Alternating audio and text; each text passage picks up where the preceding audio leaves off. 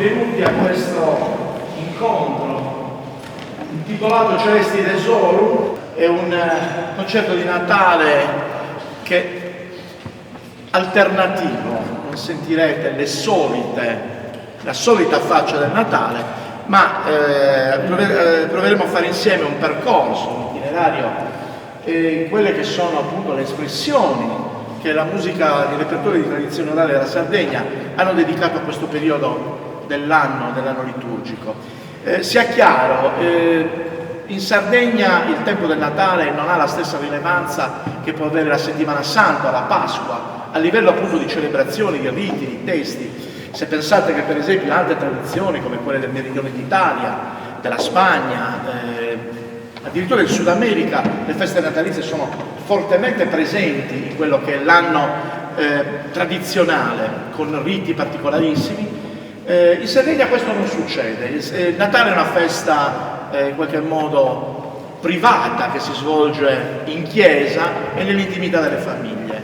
Ecco perché probabilmente non c'è una esuberanza di forme, di generi della musica natalizia. Quella che avete sentito è una pastorella processionale. Cosa c'entra con Natale? In Sardegna non c'entra niente, almeno in teoria, anche se questi motivi in 6 ottavi di pastorale stranamente arrivano dal mondo del Natale e segnatamente dalla dimensione di Zampognari, e ci arrivano attraverso un giro tortuoso che li porta dall'Italia meridionale alle grandi città del centro Italia, a entrare dal repertorio degli zampognari a quello degli organisti e poi attraverso il repertorio degli organisti a ridiffondersi in tutta Europa come modello, un vero e proprio modello che si ritrova addirittura nelle opere di grandi compositori, da Handel fino a Bach, fino a tutti ai napoletani.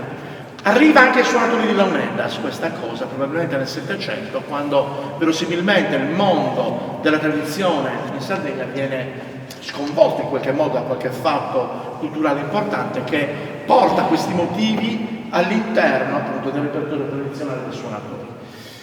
Borges e Sonus vi intratterrà in questa serata, ne parleremo dopo. Cosa dire? Un primo blocco di brani ci rimanda proprio all'intimità del Natale, come ve l'ho descritto prima, soprattutto alla dimensione della Chiesa. Verrà eseguito un repertorio che comprende tutto l'ordinario cosiddetto in tonus arduo. È necessario fare una piccola precisazione su questo. In tonus arduo significa qualcosa che è differente rispetto a quello che è la musica da chiesa che tutti conosciamo, il canto gregoriano. In realtà è semplicemente la discesa in ambienti popolari di musica d'uso che si faceva nelle chiese, propria dei sacerdoti, che attraverso, soprattutto tra il 7 e il 800, sedimenta in quelle che sono le scuole cantorum di paese e che viene eseguita normalmente da musicisti che non hanno una formazione, oggi diremo accademica, o comunque che hanno una dimestichezza con la musica scritta, ma che riprendono questi temi per tradizione orale e li trasmettono.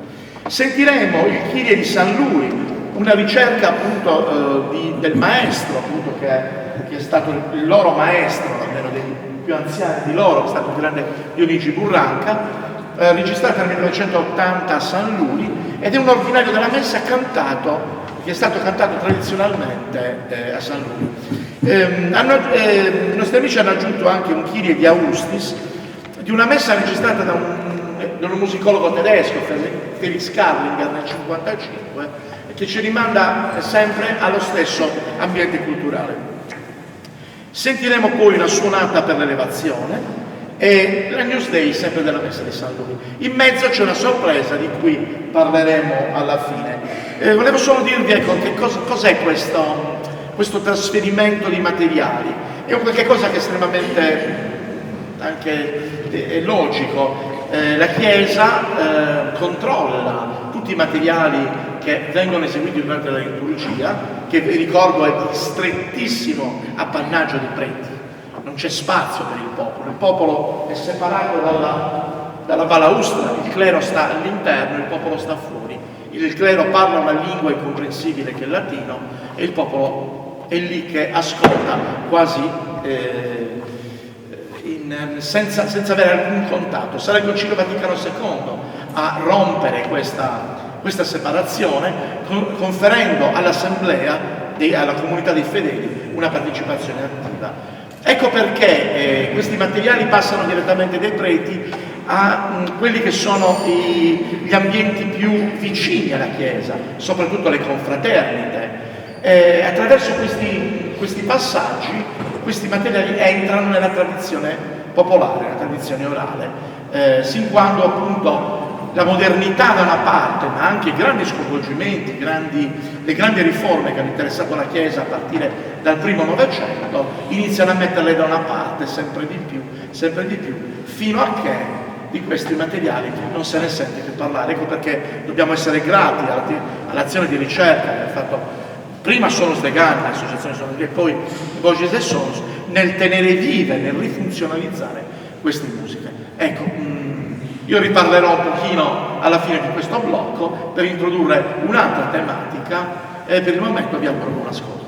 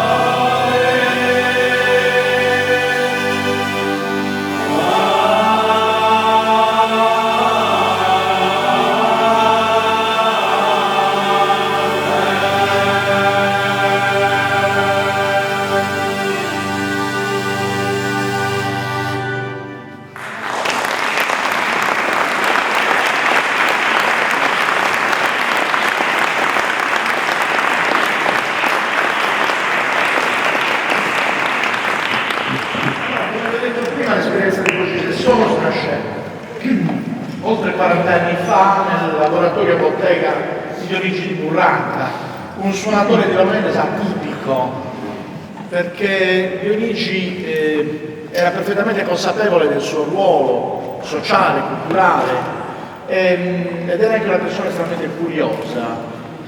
Questo lo portava a ricercare le ragioni della sua arte, le ragioni di un sistema come quello delle launeddas, profondamente radicato all'interno della cultura del cardinale a secoli.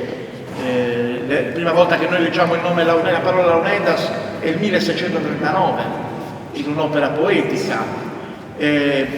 Soltanto 50 anni dopo iniziamo a trovare documenti su documenti relativi alla presenza dei suonatori launeddas all'interno delle comunità dei paesi della Sardegna, in ambito profano per suonare i balli, ma in chiesa, anche in chiesa, laddove la chiesa tridentina concedeva alle launeddas un permesso speciale, si può dire, perché ne accomunava il suono a quello dell'organo, al punto che esiste un taglio di launeddas che si chiama punto e organo, cioè il legame strettissimo appunto con la chiesa, con l'organo, con la liturgia. Come avete sentito, la liturgia è cantata esclusivamente dai maschi, le donne non possono cantare per un'antica proibizione nella cantoria sul poggiolo dell'organo oppure dietro l'altare, ma possono intervenire soltanto in altri cantori, che è quelli che sentiremo adesso. Come vedete, la ricerca caratterizza l'attività di Sonus de Ganna prima e di Oggi e Sonus oggi, una ricerca che li ha portati ad andare a riscoprire tutta una serie di materiali, come vi ho detto prima, che sono scomparsi quasi totalmente dall'uso, ma al tempo stesso non ha fatto di loro dei severi custodi della tradizione, sempre che tradizione sia un termine che abbia un senso. Come avete potuto sentire, la loro è un'arte che attinge a un patrimonio sicuramente condiviso, ma estremamente calato nella contemporaneità, nell'essere musicisti, nell'essere persone che ragionano su quello che fanno e che sono capaci anche di sperimentazioni. Abbiamo sentito poco fa un brano che forse conoscete tutti, che è Dolce Sentire, nato dalla penna di Rizzo Ortolani per la colonna sonora del film Fratello Sole, Sole e la Luna del 72 di Franco Zeffirelli. È bellissima la storia di questo canto, inizialmente cantato da Donovan nella versione italiana da Claudio Baglioni, che attinge le sue radici al 201 toscano, perché non è nient'altro che la melodia della lauda Sia laudato San Francesco, la numero 37 del codice di Cortona, il manoscritto 91 della Biblioteca Comunale di Cortona. E quindi è un percorso abbastanza tortuoso che lo riporta in Sardegna ad essere intonato meravigliosamente da Marcello Avis con una vocalità che è tipicamente quella dei nostri cantori campinanesi, ma al tempo stesso accompagnato dalle launeddas e da uno strumento totalmente inventato da Antonello Biani con triplo bordone. Quindi tradizione sì, ma al tempo stesso una grande voglia, una grande volontà di esserci e di dire qualche cosa qui ed ora. Quindi è un mondo veramente molto variegato. Questa seconda tranche di questo percorso faremo sentire anche chiaramente le voci femminili in un repertorio devozionale legato al Natale, costituito da che cosa sostanzialmente? Da canti che sono nella forma di gocius, quindi i gocius sono questi canti devozionali dedicati ai santi e molto spesso raccontano la vita dei santi su delle sorte di Biblia Pauperum pensato dai chierici per insegnare le verità di fede, quindi sono canti di lode, canti che raccontano la vita dei santi, dedicati a Gesù, alla Madonna, eccetera, che sono stati scritti molto spesso scritti da chierici, sono stati scritti da letterati vicino alla Chiesa, nelle diverse varianti della lingua sarda. Tenete conto che sono l'unico repertorio autenticamente pensato. In Sardegna vige il detto "cento concas, cento verritas". Ognuno si personalizza i propri canti secondo la propria verità linguistica, eccetera. I gocius, laudes in gallurese, Colchus, hanno diverse Crobes, hanno diverse denominazioni, sono uno di questi prodotti appunto che la Chiesa utilizza allo scopo di educare e di delettare, no? Il popolo, perché servono appunto per dargli qualche cosa da cantare in lingua sarda. Esistono centinaia di testi. Quelli che ascoltiamo oggi sono i Gorgios de Vaschigella di Santa Giusta, che sono stati raccolti dai cantori di Villa Sant'Antonio, un paese loristanese che costituisce una delle propagini più basse del canto a più voci tradizionale. Avete sentito, a parte il Kyrie di Austis, che già è stato cantato sostanzialmente a due voci, tutti gli altri soprani monodici, cantati a voce sola. Anche qui, appresa da una registrazione del 71, verrà cantato poi Canto una scia Gesù, che è anche qui un altro esperimento di di tradurre un canto molto famoso della tradizione, che quando era sceltenino in Betlemme di Alfonso Maria dei Liguori, per la cronaca ci avevano già pensato i gesuiti nel 1844 a tradurre la versione italiana di questo canto, che Tu scendi dalle stelle, in capitanese, ma rimase in un librettino ad uso dei gesuiti del collegio di Cagliari e non venne mai realmente cantato dal popolo. Speriamo che loro abbiano, la vostra versione abbia più fortuna di quella, che entri, se non altro. È un canto molto famoso, lo riconoscerete. Anche qui la sardizzazione avviene nella lingua, ma anche nell'utilizzo degli strumenti tipici come le lauletas e l'organo. Ancora i Gorgios de Vaschigella, sempre di Natale, raccolti a Monserrato, e venivano cantati comunemente sino ai primi anni del Novecento. E poi un altro genere, che è la cosiddetta canzone a curva, che in questo caso è stata riadattata da una registrazione della RAI relativa agli anni 50, registrata a quarto ed eseguita da un gruppo di bambini con accompagnamento di organetto. Anche qui è un adattamento appunto di questi materiali, segno appunto di questa grande vitalità. Ancora una versione di Gorgios de Vaschigella di Bruno Stramazza, e termina il Gorgios de Stresa Reis, che sono praticamente i Gorgios dei Re Magi. Appunto nei prossimi giorni sarà l'Epifania, appunto questo chiude anche in qualche modo, non chiude il tempo natalizio, ma chiude appunto questa fase che appunto culmina nell'Epifania.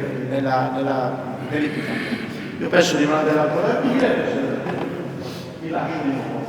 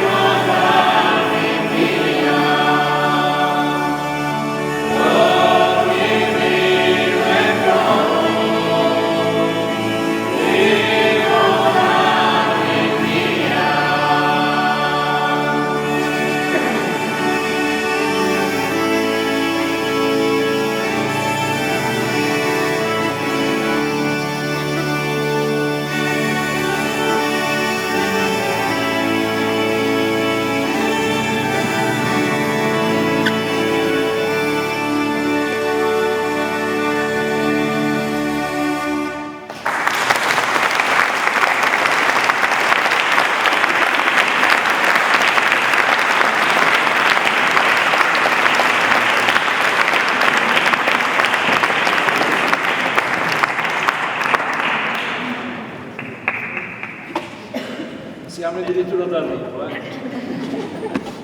Un po' di pazienza e ci siamo. Poi fa Dio, se incrocio destra sul resto.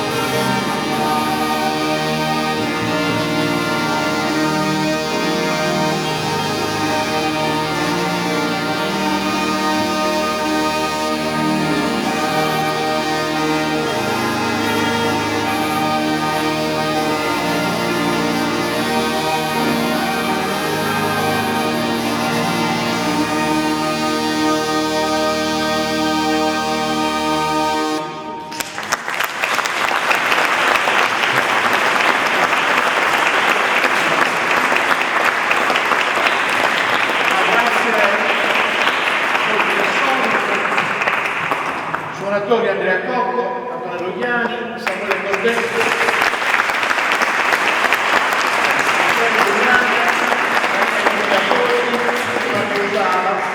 cantori Patrizia Sirigu,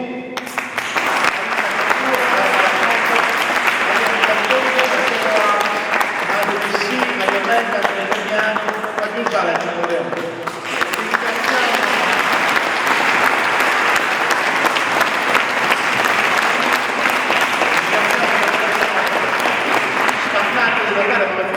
All'inizio forse un po' autoreferenziale, questo testo Celesti Tesoro che ha risuonato tantissime volte.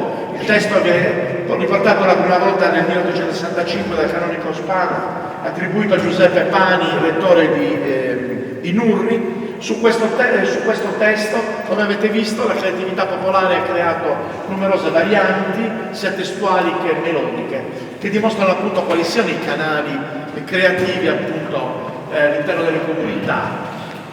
Cosa dire? Io direi di far sentire un ultimo brano, però chiedo a Tonino Leoni, che è poi l'animatore storico, anche per, si dice, per l'importanza, per l'anzianità del servizio, di raccontarci di quest'ultimo brano che è legato alla figura di Dionigi Burranca. Anche qui torniamo al discorso della creatività, è una composizione di Dionigi Burranca. Vi faccio un salto. C'è qualcuno che lo pensa usato? Sì, c'è l'italiano. No, dai, facciamo l'italiano. Allora, questo brano è un po' particolare, ha bisogno di qualche spiegazione ed è proprio con questo brano che vi salutiamo. Celesti Tesoro, in effetti, è proprio il titolo del concerto, è il titolo di questo brano. Questo brano praticamente Dionigi Burranca lo incise nel 1982 il suo LP, intitolandolo proprio Celeste Tesoro, Ninna Nanna del mondo di Gesù. Cosa è successo? Lui diceva che praticamente questo brano probabilmente in antichità, non sappiamo quando, probabilmente era eseguito nelle chiese, poi a un certo punto è scomparso, non è stato più eseguito, comunque hanno fatto altre composizioni, questo canto era sparito. E lui in qualche modo ha fatto questa operazione, l'ha ricostruito sia nella musica che nel testo.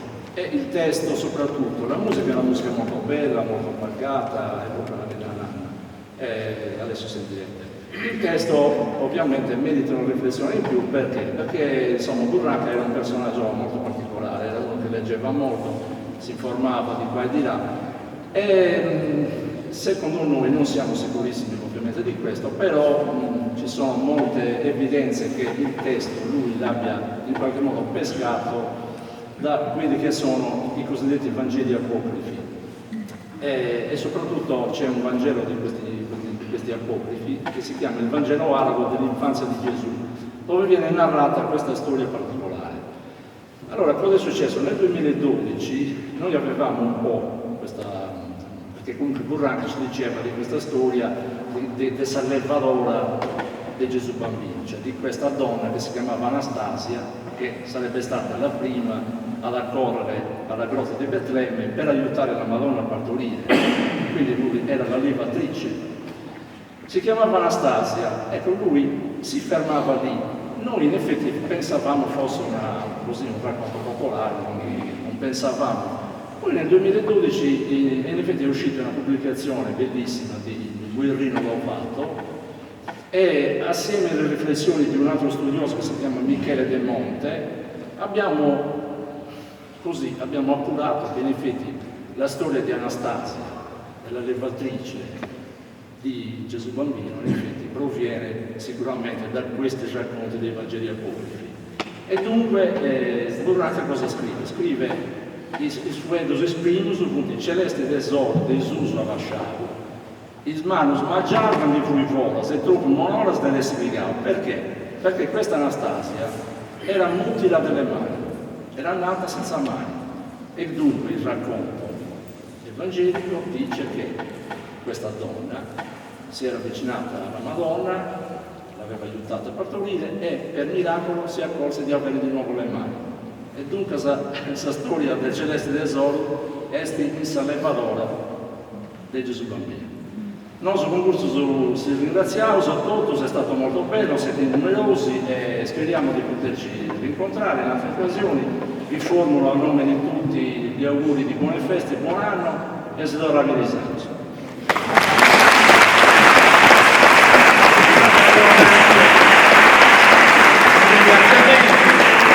Veramente alla venerabile arciconfraternita della Madonna d'Itria che ci ha ospitato in questa meravigliosa chiesa, che tra qualche giorno, tra qualche settimana, recupererà completamente il suo meraviglioso organo. Ci sarà appunto l'inaugurazione dell'organo. Cosa dire? Questo concerto è stato offerto dal corso di musiche tradizionali del Conservatorio di Cagliari. Voglio ringraziare ancora appunto l'Arciconfraternita, il mio direttore e chiaramente tutti voi che avete avuto la pazienza, l'attenzione appunto di stare con noi questa sera. Tanti auguri e alla prossima.